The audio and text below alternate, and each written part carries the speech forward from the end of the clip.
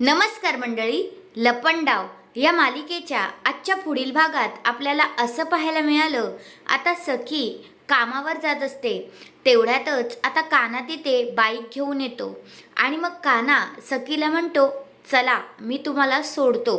तर सखी त्याला म्हणते, काही गरज नाही, मी जाईल. नंतर मग काना म्हणतो, बघा विचार करा, जर नाही गेलात ना लवकर वेळेवर तर मीच बॉस आहे आणि मी खूप मोठी शिक्षा देतो. मी लास्टचं विचारतोय, येताय का?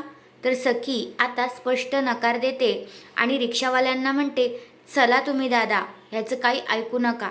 मग आता काना असं बोलतो आणि सखी नकार देते. मग काना तिथून निघून जातो आणि तो निघून गेल्यानंतर आता सखी खूपच घाबरते आणि ती मनातच विचार करते, हा जो बोलतोय ते खरं तर बोलत नाही ना, हा खरंच काय शिक्षा देत असेल? बाप रे, काय होईल आता जर मी वेळेवर पोचली नाही तर? असं सखी आता विचार करत बसते. तर हा आहे आजचा पुढील भाग. तुम्हाला काय वाटतंय, काना खरंच सखीला शिक्षा देईल का? तुमचं मत कमेंट करून नक्कीच सांगा. धन्यवाद.